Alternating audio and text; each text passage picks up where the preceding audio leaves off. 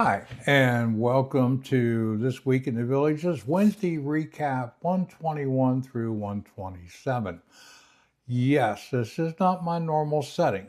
It is currently 50 degrees outside, high of 52 coming, and I am in my office, which is a rarity.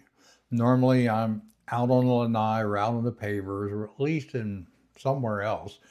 But today I'm in here because it's cold out. And I'll show you, I write about this, whoops, wrong way. There's the wall bed. If you've if you have read some of my articles, I talk about wall beds. I'm a big fan. This is a bedroom with a wall bed, and it's also my office, which I never spend time in. So let's see what we got to talk about tonight or today. It is cold in Florida. But I understand the rest of the country is in much more dire circumstances than we are here. It's a beautiful blue sky, sunny day. I was just outside because I debated about shooting it outside. If there wasn't any breeze, I could have done it, but I was out there and there's a breeze at 50 degrees. It feels probably like maybe, I don't know, 40 something. But if you stand out in the sun, it is warm. Cold weather doesn't stop now until like February 4th. Michelle and I covered our plants Monday afternoon, and I don't think we'll uncover them until at least probably next week sometime. But villagers are a hardy bunch. They're still out there. Today I was out, I think around 8 o'clock. I had to drive the other end of the villages. And there's pickleball players, golf carts running all over the place, people on the golf course. And then coming back later in the morning, there was a lot of traffic because I think people are like getting cabin fever because they got to spend an extra day inside or something. So here we go. Let's talk about the top three for the week.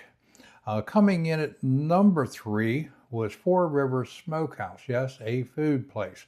This is down at Middleton. This is at the far south. This is the family section. There's a lot going on down there. I haven't been down in a week or two.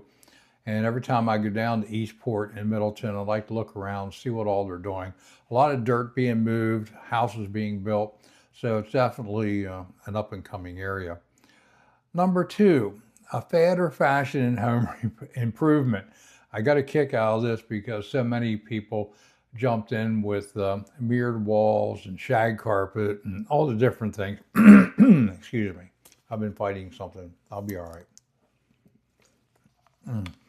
So anyway, a fad or fashion and how, if you're like over 60 or 70, you remember all the fads that came through.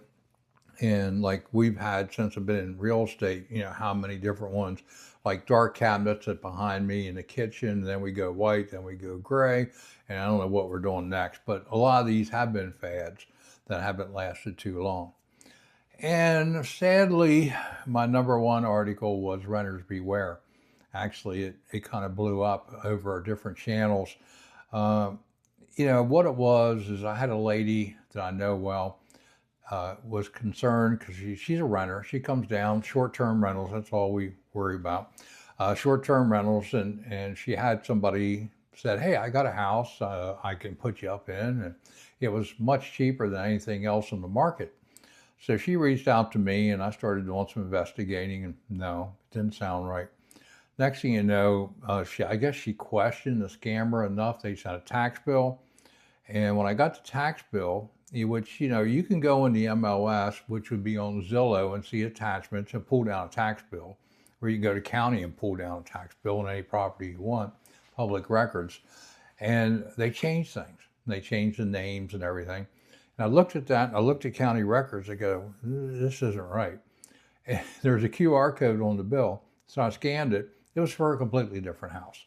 So, folks, please, if you're going, I hear this after I wrote it from all kinds around the country about rental scams, even people trying to scam houses where they'll take and they'll find a house on the MLS, put it on Craigslist, say, hey, this is my house. Don't call my realtor. I'm getting ready to fire them. I'll save you money and all that stuff. If it's too good to be true, it's probably not.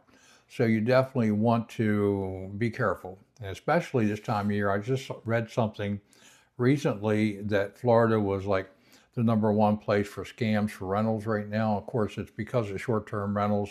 So many people come down here for a week, month, 3 months, or whatever. And, they go on the social media and go, I need a house in the Villages. And then somebody in some foreign country or somebody in the basement of their parents' house in New Jersey, no offense, New Jersey, but they'll come back and, oh, I got a place. And then next thing you know, they're driving down here, they're pulling in front of a house, and somebody's already in it. And I've had those phone calls from people. And it's really sad because then they end up at a hotel or wherever. And many times they spend the night, turn around, go straight back to where they're from, out thousands of dollars. So it's not a deal. Be careful. Make sure when you're renting someplace, you know what you're getting into. So that's it. Yes, flannel, long sleeve shirt. I feel like I'm back in Pennsylvania. Not quite, because I think it's a lot worse up there than here.